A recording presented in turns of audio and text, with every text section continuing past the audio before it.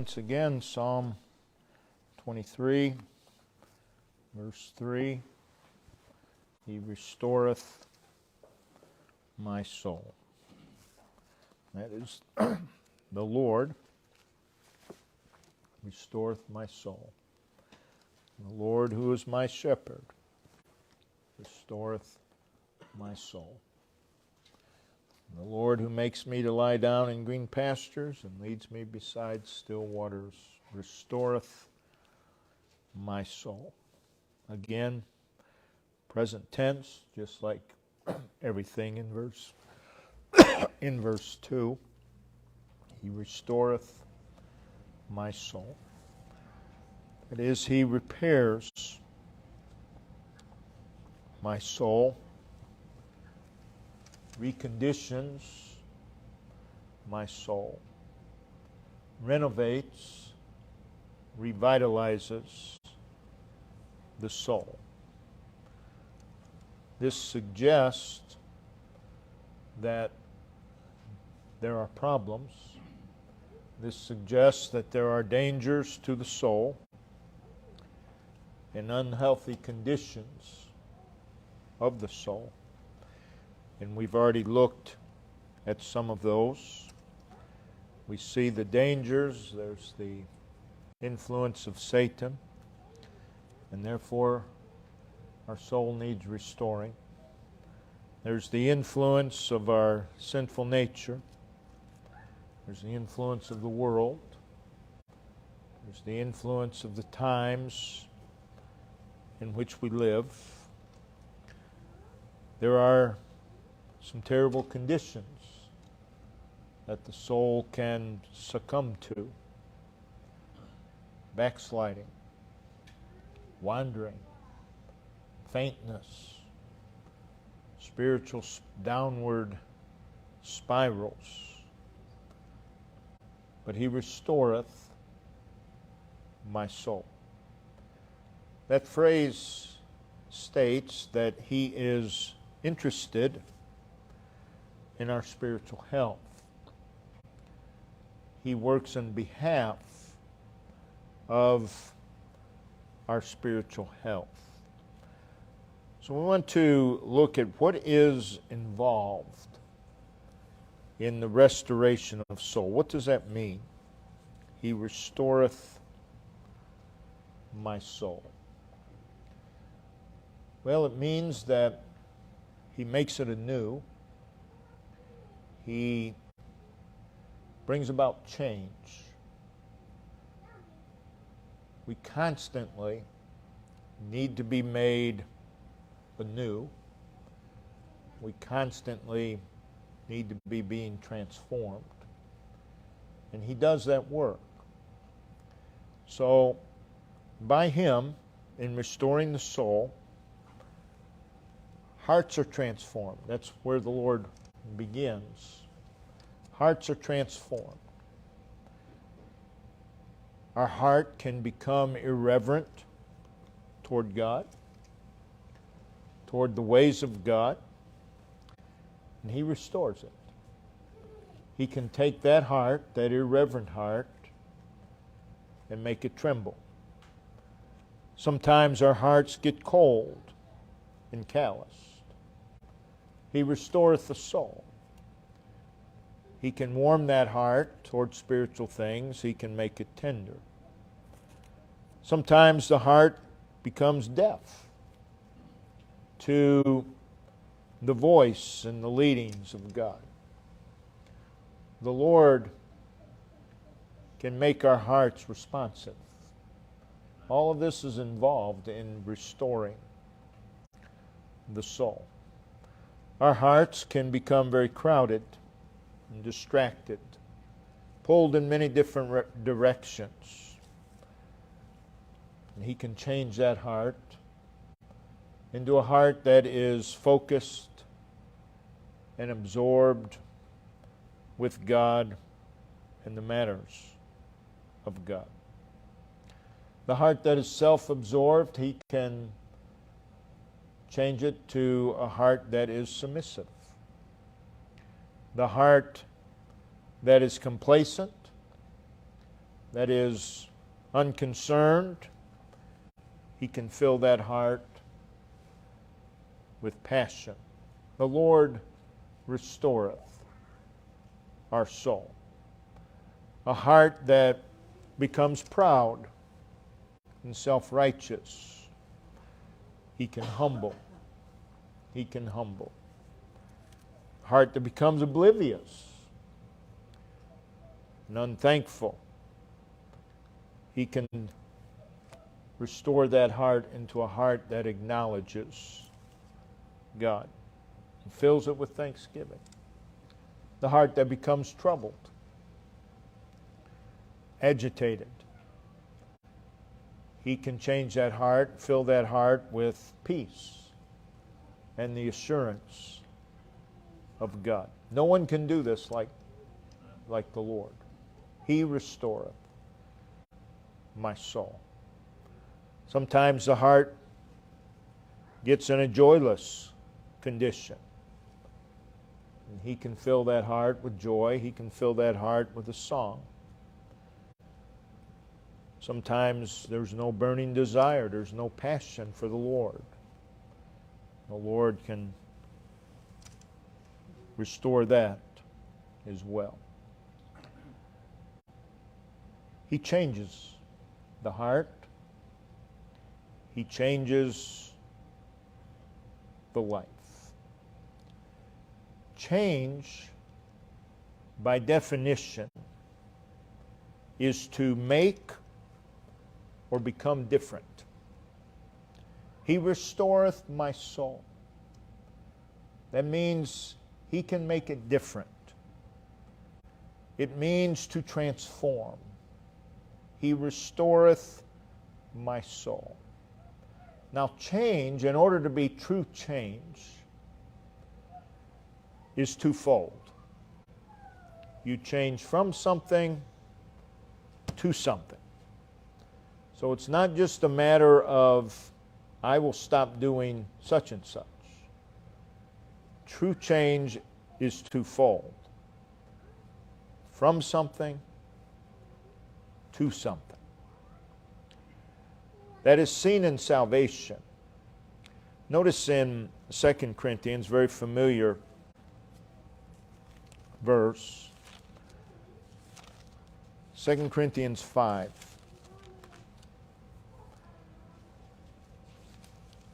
Verse 17. Therefore, if any man be in Christ. Okay, what's he talking about? He's talking about our position, our standing. Because this verse is taken out of context many times. This is what he's talking about. If any man be in Christ, he is a new creature. He's a new creation. Old things are passed away. Behold, all things are become new. Old things, there's two, to show it's from, change involves from something to something. We see passed away, that's from something. Are become, that's to something. But what he's talking about here is the miraculous change in our standing and position that took place at salvation. Now that change in our position and standing before the Lord should also translate into a change in the way that we live. But what he's talking about here is a miraculous change in our standing or position that takes place anytime a soul is saved. They move from death to life, from something to something. Their standing is changed from guilt to pardon. Their position is changed from condemnation to justification. They are changed from alienation to nearness. Again, we're talking about our position, our standing before God. The very second we're saved, this takes place.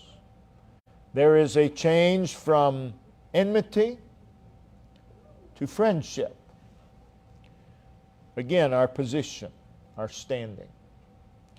From darkness to light. From bondage to freedom. From bankruptcy to riches. And on we could go. But you get the idea. A miraculous change took place when we were saved. We're no longer in the same standing or position we were before we were saved. Before we were saved, we were in a position of condemnation. We're no longer in that condition. We're no longer in that position. That is no longer our standing. A change, a thorough change, took place in our standing, in our position. Now, a thorough change did not take place. Change took place, but it wasn't thorough in our life because we still struggle with sin. All things are become new, it says. Well, that's true regarding our standing and our position before God.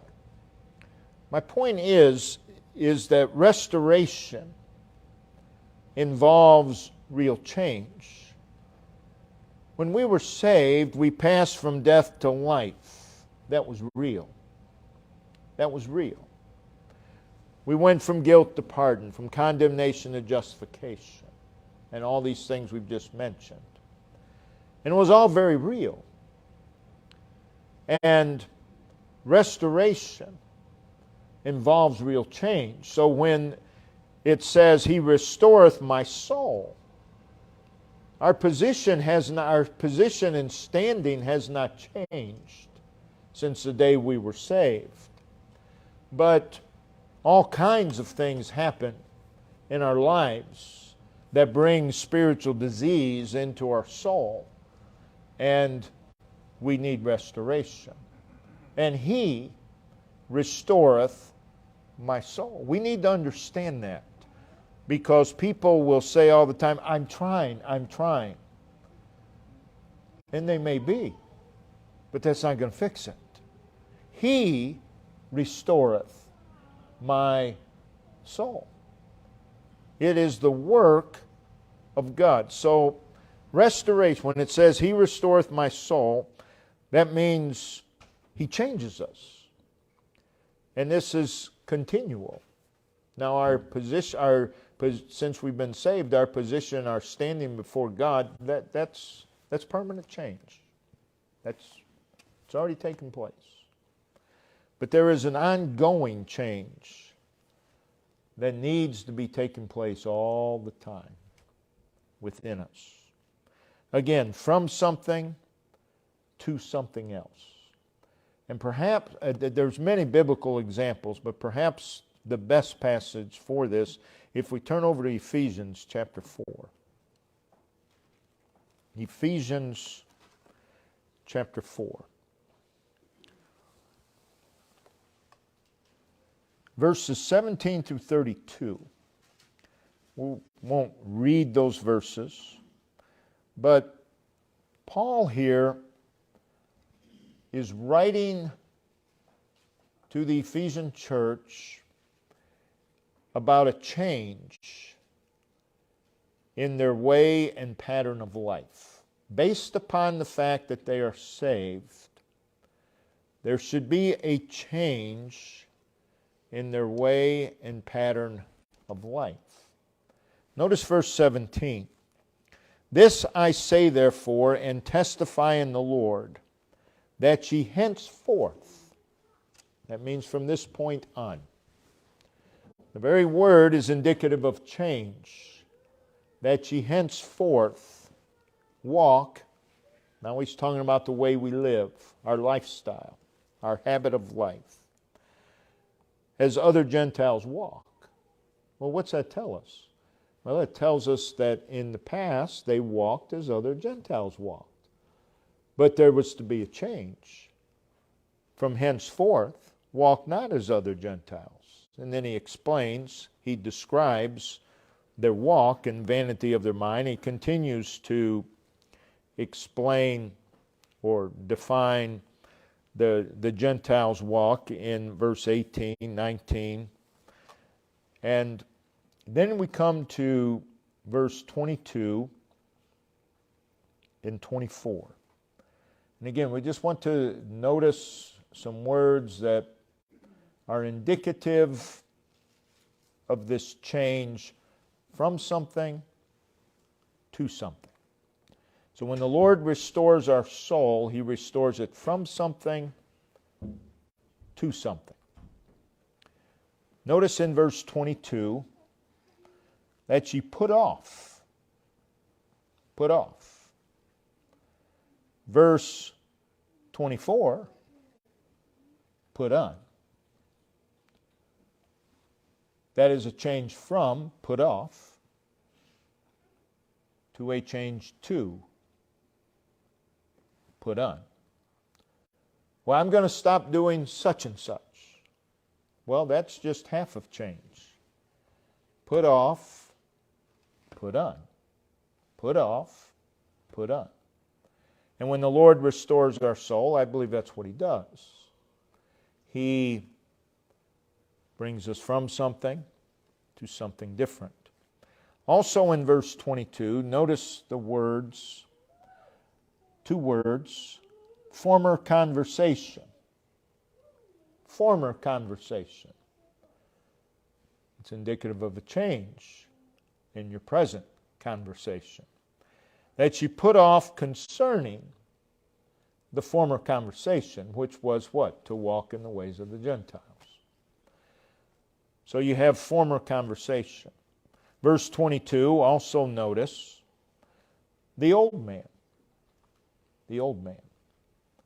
In verse 24, notice the new man. There's to be a change from the old man to the new man. So we're to put off the old man, put on the new man. Again, a change from something to something. Also in verse 22, notice the word corrupt. Corrupt. That's what we're to change from. That's what we're to put off. Verse 24, notice the words righteousness and true holiness. That's what we're to put on. You don't just put off that which is corrupt. You have to put on something in place of it. Otherwise, it's really not change. You're going to go back. You're going to go back.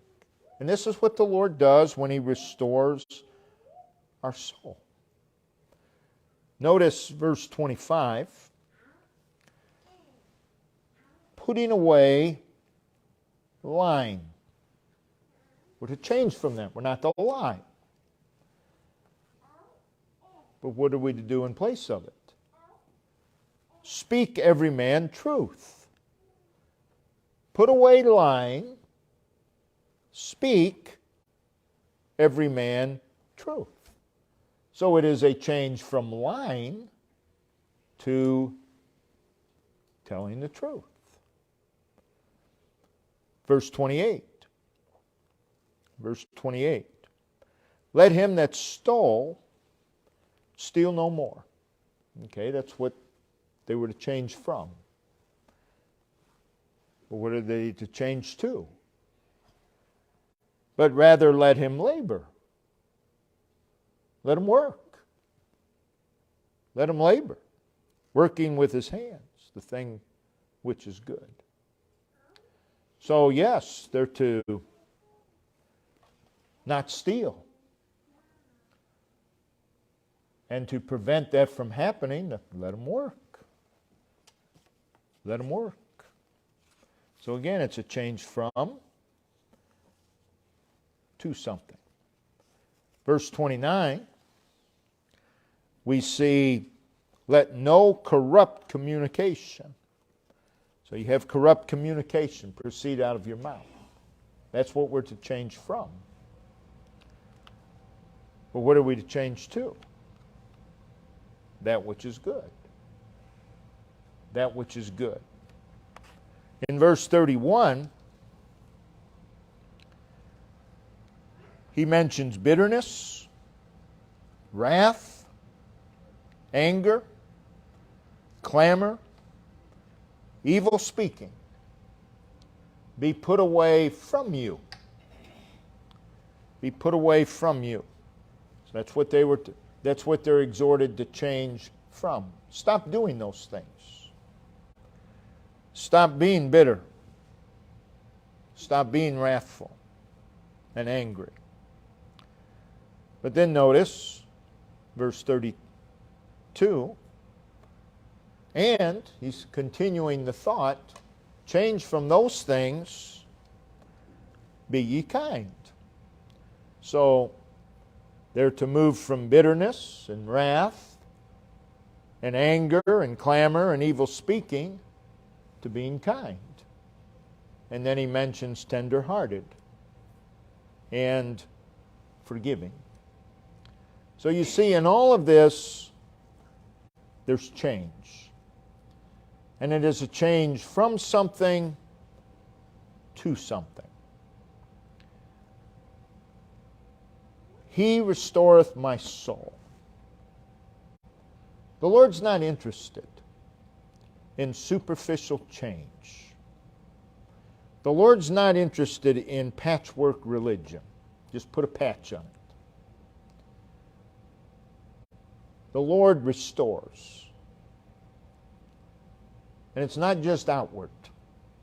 He restores the soul. And you see, we begin change with the outward. I'm going to change this about me, what I do. Well, the truth is, you probably won't unless something inward changes. Your perception has to change, your thought process, whatever. Your heart. But there has to be an inward change. Just superficial change doesn't usually stick. Something has to change in our brain, the way we think, the way we perceive. Spiritually, it has to change in our heart. But, so the Lord restores the soul. He's not just interested in outward change. And that's where the Lord begins. This whole work of change, that's where the Lord begins. Man begins outwardly. The Lord begins inwardly. And when He changes us inwardly, the result is an outward change. That's the result of that. So, He restoreth my soul. Now here in Ephesians 4, each of these things that we've looked at, there is a change from something to something. There is a breaking of an old habit, but that's not all. Replacing that old habit with a new habit, a good habit. It is the stopping of an old pattern and replacing it with a new pattern. That's what we see here in Ephesians chapter 4. Now this is very valuable because, once again, if you just quit an old pattern, if you don't replace it with a new pattern, guess what? You're going to fall back to the old pattern. And man does that all the time. And that's when they'll say, oh, I'm trying. And maybe they are. That's not the point. The point is, the Lord has to do it. He restoreth my soul. What we've seen here in Ephesians 4 is a ceasing of destructive behavior, replacing it with productive behavior. If all you do is stop the destructive behavior, unless you replace it with productive behavior, more often than not, you're going to go back to that destructive behavior. But you see, when the Lord brings about change, He does it differently. He does it differently with man. The Lord, He restoreth my soul. Again, a change from something to something. And throughout the Word of God, this kind of change is seen. A few examples. If you go over to Psalm 37. Psalm 37.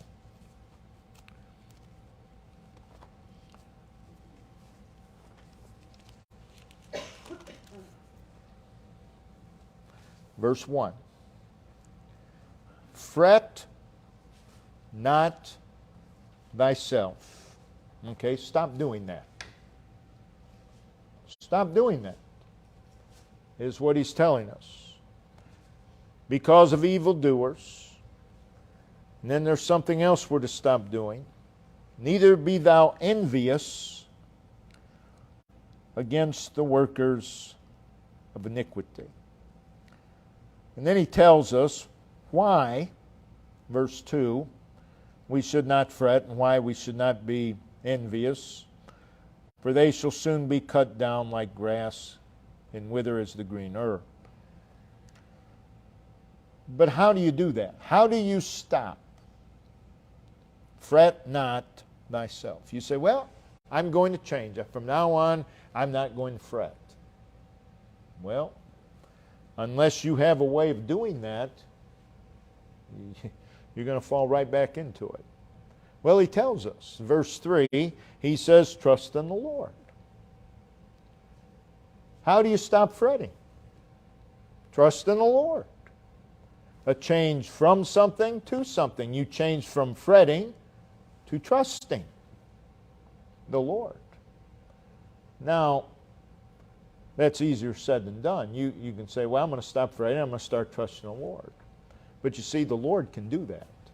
He restoreth our soul. He can stop the fretting and change it to trust in the Lord. Romans chapter 12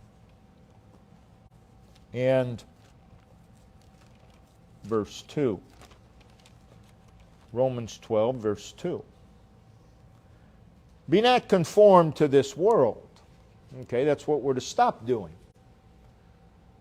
We're to change that behavior. How do we do that? Be ye transformed. That's what we're to do. Rather than being conformed, we're to be transformed. Well, how do we do that? By the renewing of your mind. By the renewing of your mind. And it really goes back to verse 1. You present yourself to the Lord. That's how you stop being conformed to the world. That's how you begin to be transformed. But again, my point is, it's a change from something to something. And when we read, He restoreth my soul, He changes us from something to something. He changes us from, He brings us out of destructive behavior or destructive pattern. And we all have destructive patterns. Human nature is a destructive pattern.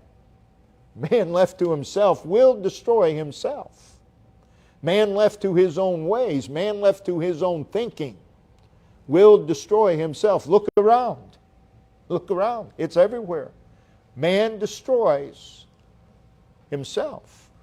But the Lord, He brings us out of those destructive patterns and brings us into productive patterns. That is change. That is change. Real change. 1 Thessalonians chapter 1. 1 Thessalonians chapter 1.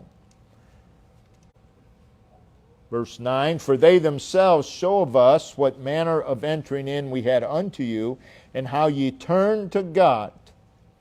Okay, that's to something. From idols. So they have been brought from trusting idols to God, that serve the living and true God. And that's how God restores. In 1 Timothy 4 and verse 7, refuse profane and old wives' fables. Okay, that's what we're to stop doing. Don't do that. And exercise thyself rather. So you're replacing it. You're replacing old wives' fables with rather. Instead of that, do this, exercise thyself unto godliness. Godliness is inward. It's inward. So again, there's a change from, there's a change to. And when He restores our soul, that's what He does. Brings us from something to something. He doesn't just bring you from a destructive behavior and leave you there. Because if He did that, guess what? You're going back to the destructive behavior. But the Lord doesn't just bring us out and leave us. He restores. He restores. He brings us into something new, something productive. In 1 Peter chapter 3, 1 Peter chapter 3, verse 9. Again, this pattern is throughout the entire Word of God. And we need to grasp it. From something to something. 1 Peter 3:9. Not rendering evil for evil. That's human nature. That's human nature.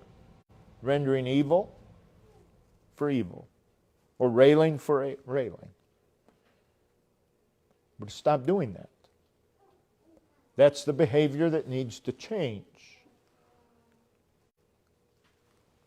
But what's it to change to? But contrawise, blessing. Someone renders evil to you, you render them blessing.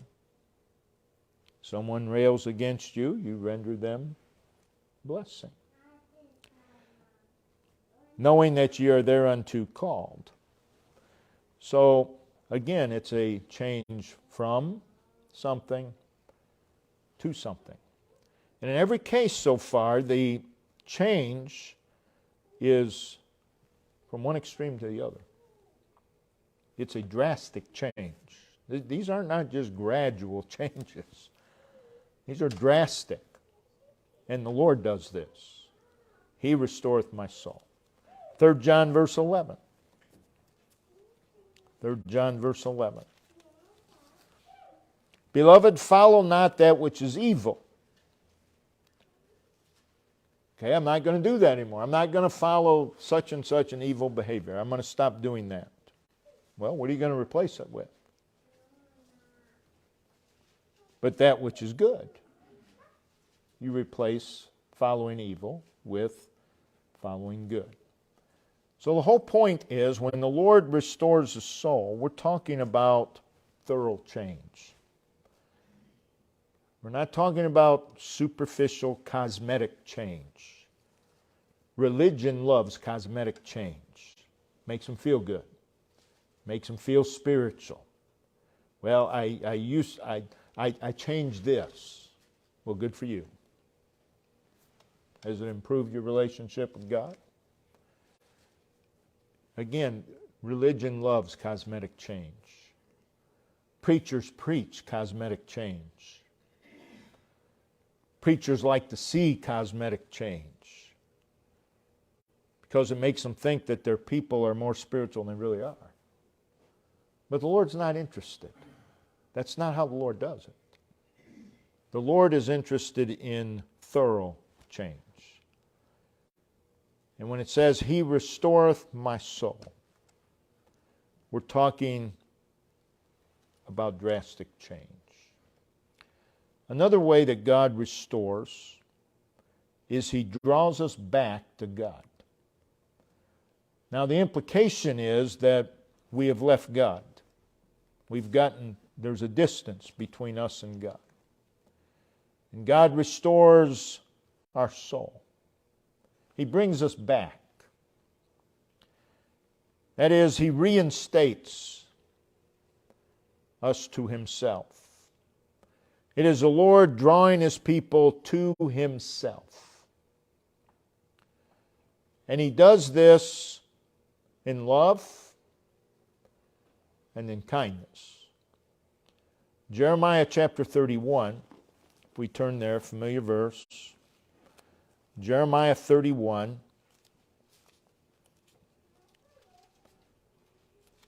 In verse 3. The Lord hath appeared of old unto me, saying, Yea, I have loved thee with an everlasting love. Therefore, with loving kindness have I drawn thee. The Lord never stops drawing us. He drew us in salvation, and He continues. And it was out of love to our soul that He drew us to Himself in salvation. And it is out of love to our soul that He continually, because we are wayward, we all go astray, He continually brings us back to Himself. People will say, I used to be close to the Lord, and I'm trying to find my way back. Just cry out to Him, because He's the restorer of the soul. He'll bring you back. You don't have to find your way back. He'll do it. So it's the moving, the pulling, the tugging power of His love, bringing us back to Himself. That's what it means. He restoreth my soul. So in the restoration of a soul, nearness to God is restored. Nearness to God is restored. Here's what happens. We'll use Baptist churches for an example, because that's what we're familiar with. Someone gets away from God. They have a desire to get back. So they come forward. Perhaps they confess a thing or two. The problem is not coming forward. There's nothing wrong with that. The problem is they think that by coming forward they're restored. There's the problem. Restoration is much deeper than that.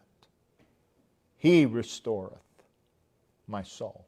That is, nearness to God is restored. And that's a wonderful thing, because near to God is the place of communion with Him. Near to God is where we experience God. He restoreth the soul. He's the one that brings about this nearness. It's near to God that our knowledge of God grows. It's near to God that's where holiness is developed.